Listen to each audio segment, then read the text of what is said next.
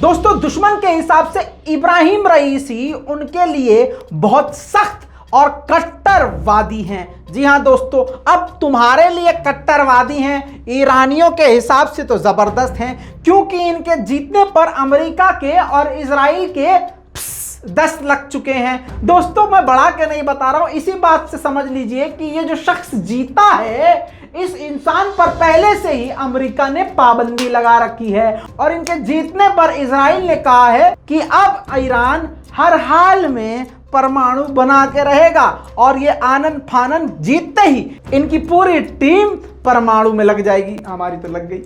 यह है इजराइल का रिएक्शन। दोस्तों, इब्राहिम रईसी ईरान के 8वें ईरान के प्रेसिडेंट बने हैं और इनको 62 यानी 62% वोट हासिल हुए हैं। बड़ी बात यह है कि काफी ज्यादा पढ़े लिखे हैं और आपको बता दूं, मौलवी आलिम के साथ साथ यानी मौलाना होने के साथ साथ इन्होंने दुनियावी इल्म हासिल किया और दीनी इल्म के साथ साथ दुनिया का इल्म हासिल करते हुए इन्होंने LLB में PhD हासिल करी। दोस्तों, 1979 की क्रांति में यानी जो ईरान में इंकलाब आया था उसमें ये इमाम खुमैनी के साथ शामिल थे, उनकी टीम में शामिल थे। 20 साल की उम्र में ये पूरी तरह से उन इवेंट्स में शामिल थे जो इवेंट्स ईरान के शाह के खिलाफ थे।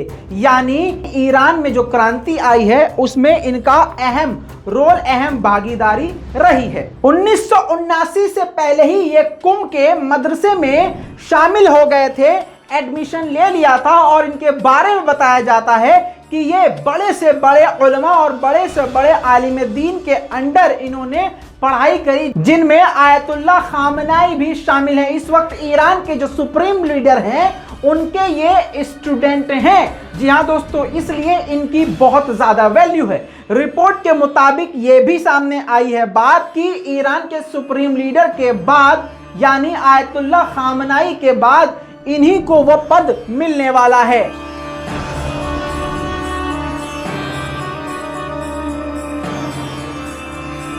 अब दोस्तों, सवाल यह पैदा होता है कि अमेरिका ने इन पर आखिर इन स्पेशल इंसान पर, एक सिंगल इंसान पर ही पाबंदी क्यों लगाई, वो भी 2019 में। 2019 में एक पुराने कांड को रिपीट करते हुए, याद करते हुए उसने पाबंदी लगाई। वो कांड क्या था वो जान लीजिए। 1988 में ईरान इराक जंग के बीच ईरान ने कई सारे पॉलिटिकल पार्टीज यानी पॉलिटिकल नेताओं को और जो पॉलिटिकल पार्टी से जुड़े हुए लोग थे उन लोगों को अरेस्ट किया था।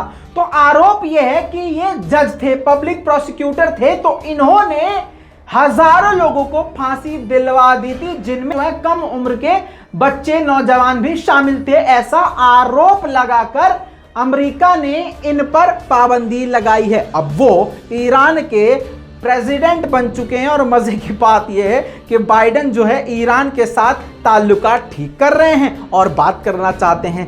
अब मजा तो यहां पर आने वाला है कि जिस इंसान पर तुमने पाबंदी लगाई थी वो प्रेसिडेंट बन चुका है और अब तुम्हें ईरान से बात बनानी है तो उसी इंसान के सामने झुकना पड़ेगा जिस पर तुमने खुद पाबंदी लगाई थी। इसे कहते हैं थूक के मुंह पे चाटा पड़ना।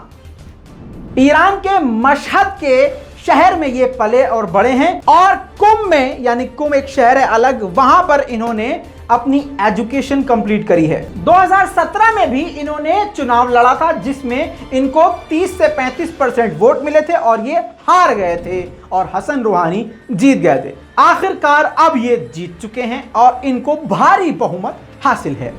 दोस्तों, ये पहले से चीफ जस्टिस हैं, इनके पास बड़े बड़े ओहदे बहुत रहे हैं। ऐसे नहीं कि वहां रेलवे स्टेशन पे चाय बेच रहे थे, फिर नाले से गैस बनाने का फार्मूला इनको मिल गया और फिर हवा से ऑक्सीजन निकालने का इनको फार्मूला मिल गया और पानी से ऑक्सीजन निकालने का इनको फार्मूला मिल गया और लोगों ने कहा वाह वाह मोदी जी वाह। अरे मोदी जी की तो बात ही नहीं दिया, लेकिन फिर भी वाह मोदी जी वाह, आप यो हमारे ईरान के प्रधानमंत्री।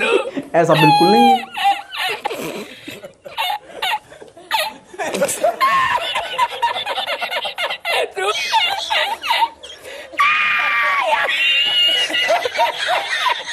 साइंस के साथ साथ दीन से ईरान का बहुत गहरा नाता है। दोस्तों, इनके जीतने के बाद पूरे ईरान में जश्न का माहौल है और आपको इतना बता दूं, इनके जीतने पर सबसे पहले बधाई रशिया के प्रेसिडेंट पुतिन ने दी है और काफी खुशी जताई है और कहा है कि आने वाले वक्त में ईरान के साथ और भी ज्यादा गहरे ताल्लुकात रशिया के होंगे। मजे की बात तो अब यह है कि सबसे बड़ा बयान दिया है एर्दोगान ने, यानी तुर्की ने। रजब तैयब एर्दोगान ने बड़े उत्साह से, खुशी के साथ बयान जारी किया है और कहा है कि हम बड़ी चाहत के साथ ये चाहते हैं कि हम ईरान के साथ और भी करीबी रिश्ते बनाएं और भी मजबूत रिश्ते बनाएं। इतना ही नहीं, उन्होंने कहा है कि हम हाई लेवल की मीटिंग आने वाले कुछ वक्त में ईरान के साथ करेंगे। दूसरी तरफ जहां तुर्की हो वहां पाकिस्तान ना हो, ऐसा हो नहीं सकता। पाकिस्तान का रिश्ता भी बहुत गहरा है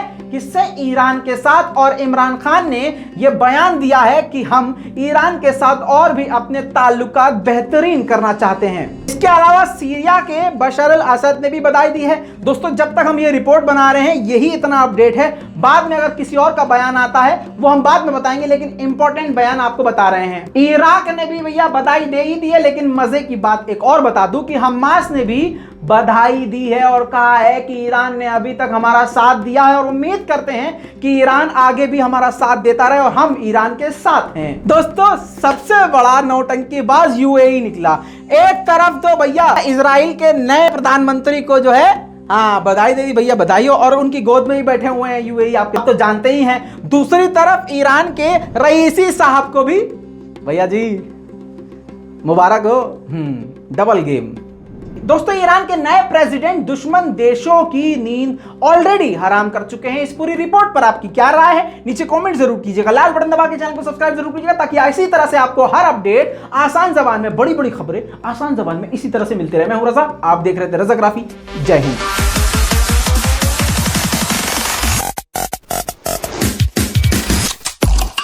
तेरा बाप आया।